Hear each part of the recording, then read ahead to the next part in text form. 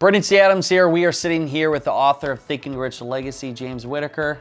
How's it going, James? Thanks for having me on. How are you? I'm doing amazing. Better that I'm with you right now. Gonna ask you questions about the book and everything you've done with the movie. I want to jump right into what was your thought process when you knew that you had the opportunity to basically write the book Think and Grow Rich Legacy and interview successful entrepreneurs of our time. Talk about the thought process and what it was like from going from, okay, I have this opportunity, to actually executing the first steps. I was so excited about it, and first of all, I wanted to make sure I didn't overthink it because it's such a big responsibility. Like if someone said rewrite the Bible, you couldn't do it. So I didn't want to create a substitute for Napoleon Hill's Think and Grow Rich, which is the best-selling self-help book of all time and has created more millionaires than any other resource in history. I wanted to create a modern companion, something that today's generations can get excited about, featuring people like Barbara Corcoran, Rob Dyrdek, Bob Proctor, Lewis Howes, Grant Cardone, because in the original Think and Grow Rich, which was released in 1937, Napoleon Hill interviewed people like Thomas Edison, Andrew Carnegie, and Henry Ford, who today's generations just don't identify with as much. So using the stories of these contemporary icons and then providing a refresh of each success principle in a modern context, that was how we were able to create this book that came out with the film. So what was the process like for you interviewing these people to get the best story out? Because obviously somebody doesn't want their story told the wrong way. How did you tell the best story that people could really understand and get inspired by? Well, I wanted to make sure, first of all, that they trusted me and believed in me enough to really reveal their vulnerabilities enough that I could craft a story. And they all did that. They were all very willing to let me tell the story in my own way, because I wanted to find out not who these people are now, not from the point of being a success, how they created more success. I wanted to find out who they were when they were born. What limiting beliefs did they have before they drew a line in the sand, or they had some enormous hurdle or massive life impact. For example, we had Janine Shepherd, who was hit by a truck, Jim Stovall, who was told that he was going to go permanently blind. Everyone in this book had something, a very significant hurdle or a very defining moment in their life. So I wanted to learn more about that moment and then find out what ultimately catapulted them to enormous success. So using those stories, I was able to break down, but I also wanted to provide a lot of practical, a lot of actionable tips, so anyone reading it could create a blueprint to start to achieve success in their own lives. So most people, they think of writing a book, and specifically you look at this book, there's so much pressure on you. What was the process like to just knocking out each chapter and each person telling their story? Just go through the details of writing the chapters. First of all, I tried to do as much information and gather as much research as I could, and I ended up with more than 500,000 words of notes for research for this. So a lot of research was done. Then I would interview these people. Sometimes many of them were face-to-face and involved a number of discussions. Other people, it was only a single discussion. So I would actually use those stories and I would record everything, and I would actually transcribe it myself, which is something that a lot of other people might have outsourced. But as I was transcribing it and listening to their stories again, playing over and over, that is where it was easy for me to start to shape their story and mold it, as I could really see and map out each of these different stages, really important and significant moments that shaped who they ultimately went on to become. And a lot of those times it feels like in the moment it's their biggest adversity or the most tragic of circumstances. It is only when they are able to find a practical way to convert that to plans and take daily action can they start to go on to extraordinary achievements. So I would do one person, and then I would leave it for a week. I would create a first draft, leave it for a week, and then I would revisit it after that. And I also had an editor friend in Australia who helped me shape the stories. And after 1 week, you can look at it with fresh eyes, maybe restructure it a little bit, maybe remove some things, add some more things. And once I had 25 stories written, which were true, comprehensive, short stories that people can use to provide a blueprint so everyone, regardless of what field you're in, because we've got people from so many different countries, from different ages, like, how old are you, 27, 28? You're 28 now, yeah. Right through to Bob Proctor, who's in his 80s. So we've got people of all backgrounds. And then the very last thing I did was explore each of the 13 principles from Napoleon Hill's achievement philosophy and refresh them in a modern context. So referencing people like Elon Musk, Tom Brady, the Navy SEALs, Sarah Blakely, Oprah Winfrey, Mark Zuckerberg, a whole heap of influential contemporary icons. So it's a very eclectic mix of people, and I think everyone would enjoy it. So out of all the people you interviewed, what was the number one thing that stood out from these people that made them successful? One of the biggest things is the unwavering self-belief. So when they had that very tragic moment, or there was a point in their life where other people said they couldn't do something, or for example with someone like Barbara Corcoran where she was labelled as dyslexic in school, they simply channeled their attention and their action and their resources into a way that they could actually make it happen. So they didn't stop there based on this limited programming that someone else had of their version of success. They simply blew right past it and took daily action to achieve it. And another really important point is the ninth principle of Think and Grow Rich, which is the power of the mastermind, as you and I have both seen in our lives. It's been a huge influence for both of us.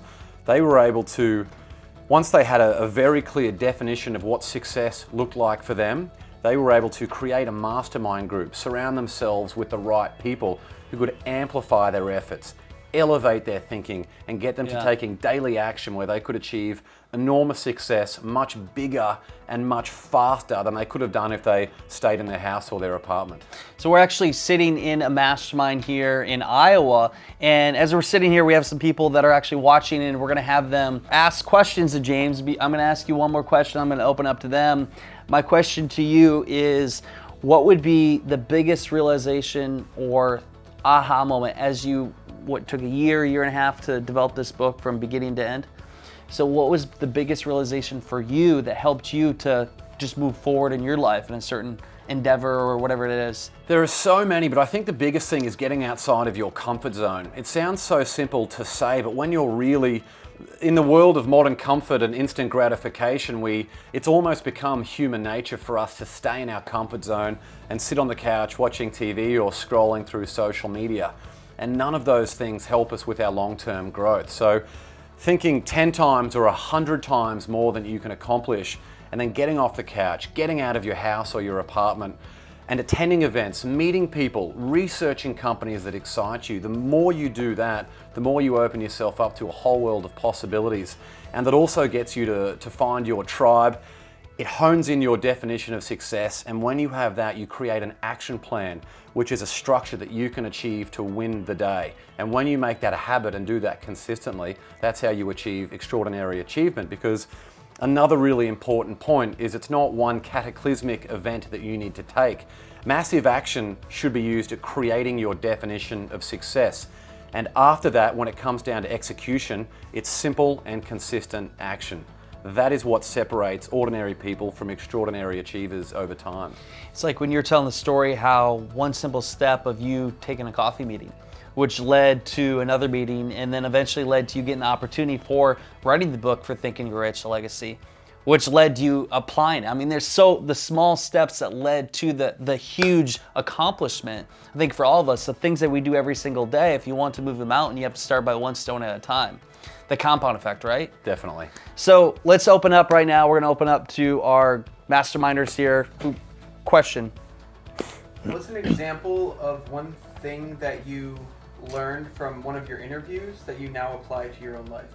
Really good question. So a lot of people might have heard of John Lee Dumas, who created the Entrepreneurs on Fire podcast. So in 6 years, he's, I think, brought in more than $15 or $16 million in revenue from that. So an amazing success story, and a really important point for him is do your life's work first before you get onto someone else's agenda for your time. So after my interview with JLD, what I did was I bought the 5-minute journal. And first thing in the morning, where most people might spend half an hour looking at social media or reviewing emails, I sit down there with the 5-minute journal and I write down 3 things that I'm grateful for, 3 things that would make today great, and then write down a positive daily affirmation. And then I get to work on the things that are going to inch me closer towards my 100-day goals. And it's only after I do that do I start working on someone else's agenda for my time, which are things like emails or just other things like that you can do on autopilot. Making sure that you use your best time and your most creative time for doing the 3 most important things for you that day, which is what adds up to you winning the day and inches you closer to your long-term goals. It's good. When it came to writing your book, what was your thought process with kind of creating that map? I know you said that you basically interviewed all those people and you had a lot of notes that you took, like 500,000 words. But what was it that made you able to kind of piece it all together and make like a set up like a kind of like a game plan? There's so much to that whole writing process, and a lot of people get really overwhelmed with the idea of writing a book. So I knew that my very pitch to the Think and Grow Rich, the legacy filmmakers, was that you take each principle of Napoleon Hill's achievement philosophy, which is 13 success principles, you do a brief refresh of that in a modern context, and then you tell the stories of two people who best personify that principle. So that was the framework that I had from day one. And if anyone in their own lives think about writing a book, the easiest thing that you can do is just write down simple chapter headings. You just think about what story do you want to tell, and then just write down 12 or 15 or 20 chapter headings. So I knew once I had those done, I just had an introduction to the people in question, just had to facilitate a time to catch up with them. Some of them are very, very busy people and hard to track down. So what I would do if I didn't hear back, I made sure to follow them up. So I had a fairly robust follow-up schedule to make sure I didn't forget about that. And then once we had the call, I would do all those research notes and really try to be respectful of their time, but really flesh out the most important details, because a lot of it needed to be done in chronological order. It was difficult for me at times if I didn't ask the right questions about where it fit into the story. And once I had all that stuff, I just started to slowly map out a bit of a story flowchart about where I think it was supposed to go. And an important part of that for this particular project was where the book Think and Grow Rich came into their lives, because it was often handed to them by a mentor. We've got one case of Errol Abramson, who was a 16-year-old valet, I think 50 years ago, pre-driver's license or before all the strict rules around that. And a guy in a Ferrari pulled up and gave him a $1 tip and wrote down, "You need an attitude adjustment, Think and Grow Rich and Hill." He wrote that on a note, and then he went and took that and bought Think and Grow Rich at a bookstore, and that was the catalyst for him changing his life. So these were the moments that I wanted to capture in the book. And apart from that, I think just having the feedback of a few other people along the way was really, really important, because sometimes in life it's easy to stay in our bubble and we don't realize how much we're doing it. So having the contributions and the input of other people is really valuable as well.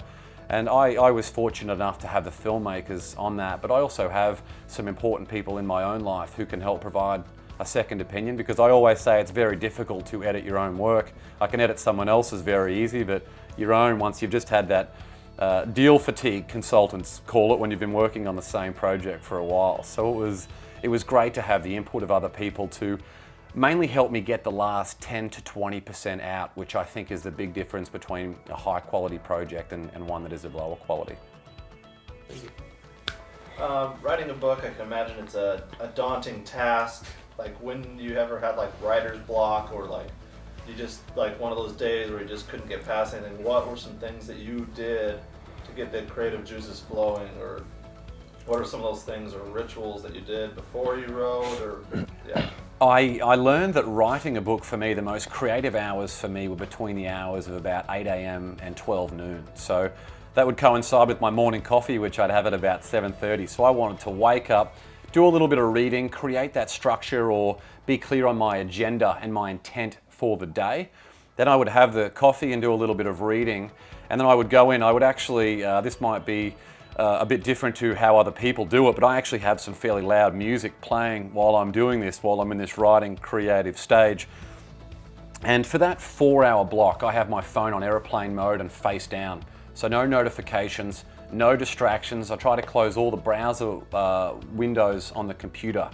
Just sitting there with a Microsoft Word document, some music playing that helps keep me focused. And in those 4 hours, I can generally get a lot of stuff done. But it also is very, very draining. So after that process, or if you've been working for a lot of days consecutively, it's easy to wake up and feel fatigue. And when you try and force it, as any writer would know, or any content creator, if you try and force it, you get frustrated very, very easily, and the final product is not very good. There's just no point in putting yourself through that. So rather than trying to run harder on the treadmill where you get more and more frustrated, I'll take myself out of that environment. Maybe go for a walk and just feel the fresh air and the sunshine. Maybe do a gym session. I live in Los Angeles now near the beach, so I can go out and have a surf and just try and get out of that zone, so I know that when I can attack it fresh the next day, the words flow a lot easier. And there is a big difference for me when I'm in the zone and when I'm out of the zone. I can get maybe 800 or 900 high quality words done in 1 hour if I'm really in the zone. And if I'm in a bad headspace, it's maybe 100 or 200 words that are fairly poor quality.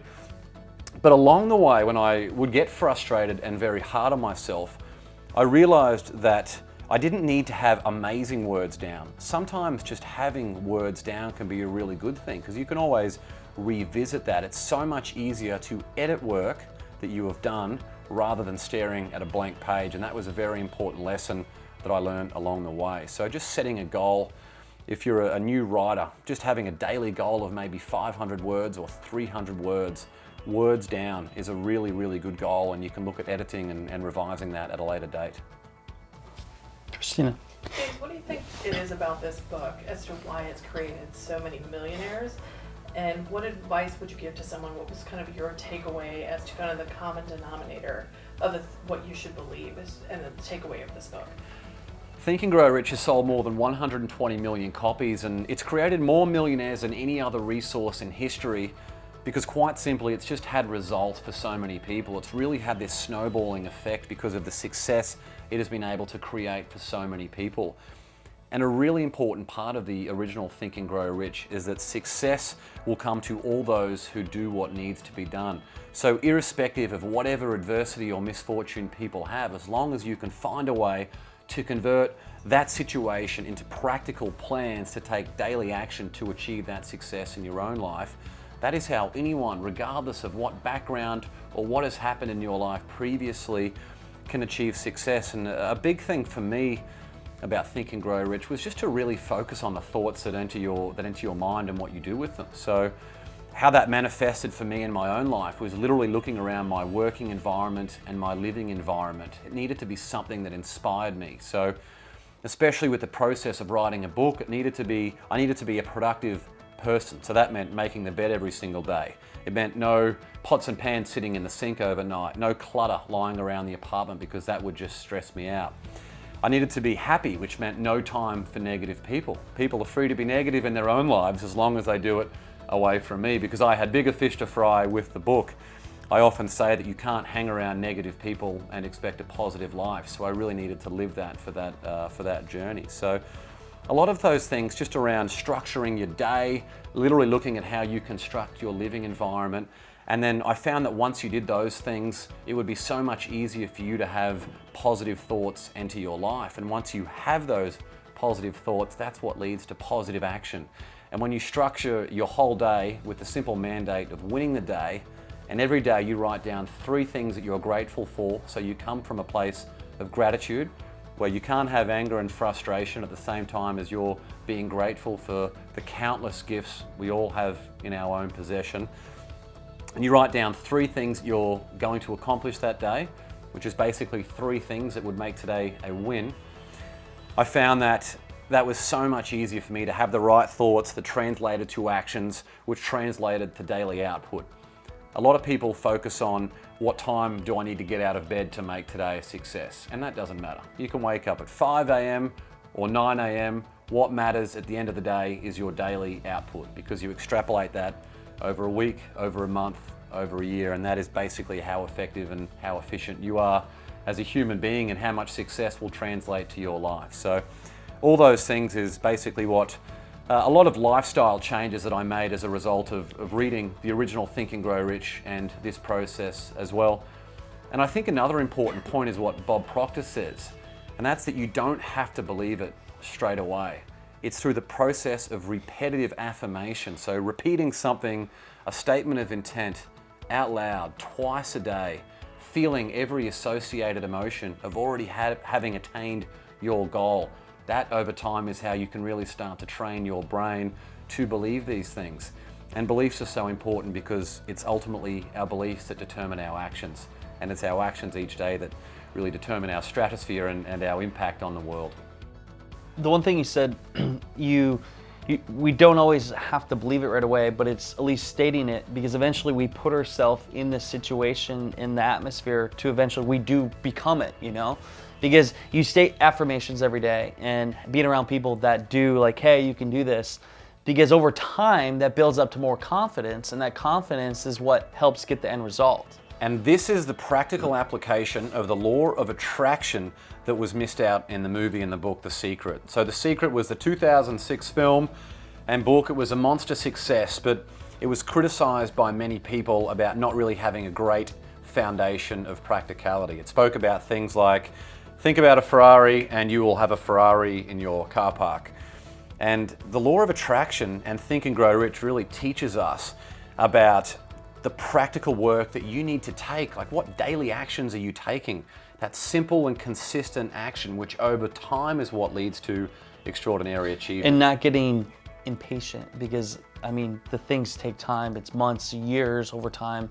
But if you're consistently knowing, hey, if I do this for the next 12 months, I'm going to get the end goal, versus like a week goes by, oh, I don't have the car, well, I'm done. That's right. You know? I know that you and I can get Yeah. impatient at a perceived lack of progress in our own lives at times as well. And I think that might also be the curse of the high performer. Anyone who has very big goals and aspirations can feel frustrated at times when they haven't felt that, or if they haven't experienced that success to that point. And there was a moment for me where I felt like I'd focused on doing all the work every single day, and I was starting to feel a little bit frustrated at what I thought was going to be I was focusing on the harvest that I wanted to reap rather than the seeds that I was sowing. And literally that day, about an hour later, I started to get, I think it was 4 or 5 text messages from some friends who said, did you see what Rob Dyrdek posted on his Instagram story? And I had a look, and there were 4 separate posts about the book that I had written, about him saying how amazing it was. 4 separate posts out to his 4 or 5 million followers. And that again was such a big lesson for me. Each day, focus on the seeds that you sow, not the harvest you reap. It's irrelevant. Like, if you're doing the right work day in, day out, of course the good things are going to come back to you. It's always be planting. I can't think of the other person in the movie, Tim Story. He talks about when he speaks, he's like, always be planting. Eventually you're going to harvest. That's right. And it's over time. And you can't harvest. It's like the law of the seasons. You can't harvest unless you plant. So focus on the seeds you sow, otherwise you won't have a harvest to reap. Good stuff. So you've done a ton of research on each of these interviewees. What's something during one of your interviews that you heard from someone that surprised you in a positive way and gave you an answer that you weren't expecting? I think a big one is that a lot of these people were not academically brilliant, so they weren't smart enough in a book or academic sense, because what happens then is it means that they can't properly evaluate risk. And the people who evaluate risk too stringently are people who are typically of very high academic performance, are the ones who then come up with a reason or many reasons as to why they shouldn't take that leap out of their comfort zone or why they shouldn't act. Whereas other people who would never perform anywhere near as well on these high school or university tests, they're the ones who merely act, and it is that process of taking action that they fail and they learn and they keep getting back on the horse, and they're proud of their failures and they keep acting and they keep failing, and over time that is how finally they can find something that eventually leads to extraordinary achievement. You only need to be right once. You can ask Mark Zuckerberg or Bill Gates or Evan Spiegel, or maybe not Elon Musk, because he's got so many businesses. But that was a really important point to me, which I think should give hope to a lot of people, is that you don't need to worry so much about your high school results or your college results, which can be a great springboard as long as you act. Get out of your comfort zone and take action. That is far more important than how well you regurgitate facts on a test. That's one thing I think I know for successful people, they know that those failures, if they just keep going, and that's what I learned from Napoleon Hill, is if you never quit and you keep going, you're eventually going to succeed, and you just got to be right once. That's right. And after you have a couple successes along the way, you know, like, okay, this is a challenge for me, but if I push through it, and usually the greatest successes are beyond the greatest failures. That's right. And also that knowledge by itself is meaningless. We see such a big emphasis in today's society about the role of education. And education is so important. I'm a huge proponent of education, but it needs to be in line with real-world business experience and solving problems. We have such a big emphasis on the regurgitation of facts, when if people spent more time learning how to apply what they know rather than just acquiring knowledge. And there's a very big difference between acquiring knowledge and applying knowledge. So I think the educational system, without delving into it too much, because I could talk for weeks on this, needs to focus more on applying. Because you don't have to be the smartest person. You just have to know how to bring in the smartest people and then coordinate them towards a common goal, because there are geniuses out there that they never actually apply it. They know so much stuff, but they don't act on it. And I think they even say that people that are not as smart actually have more success, because a person that's really smart and a genius, they actually, their calculations, they wouldn't do things that somebody like myself would get a 1.68 GPA would do, because they would think, well, that's not possible, that you can't do that. And what, 1 out of 50 chance you can make it? But the people that are, I guess, dumb enough to think they can do it, they actually do it. Ones who do. Yeah. And the average, there was a study done a few years back, and the average GPA of American millionaires is, the average college GPA of American millionaires is 2.9. It's not 4, it's 2.9.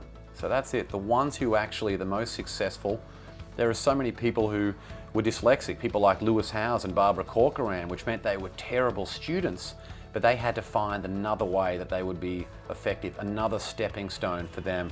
And it manifested for both of those people in building an empire on other people's know-how and taking action every day. I think it's almost an advantage for them to have a disadvantage, because if they have the disadvantage, that obstacle to them gives them more drive to overcome it, versus somebody that has maybe everything handed to them where it's easier, so they just take it for granted. But it's somebody that has more obstacles, it's more of a fight to get there and prove something. They're hungry. Like Gary Vaynerchuk calls it that immigrant hustle. If you're sitting here, you don't want to waste the chance that you have.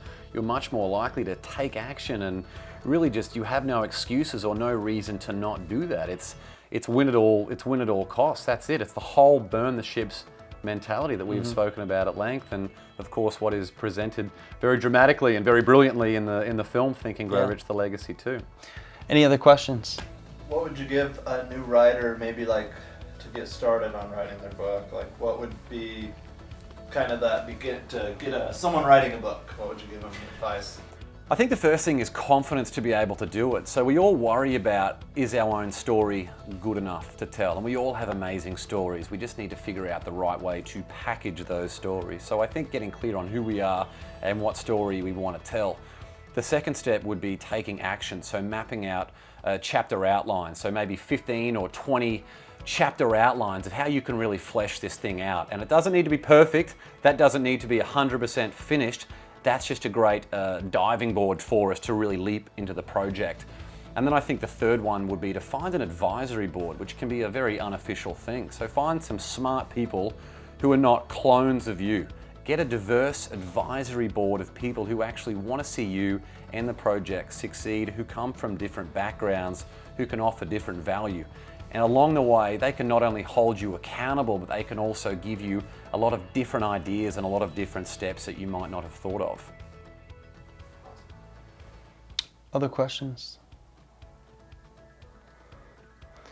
Well, if somebody was watching this and wanted to find out more about the movie or purchase your book, where could they find it? The best place is my website, jameswitt.com. So JamesWhitt.com. There's a free bonus chapter of the book available for free download from my website.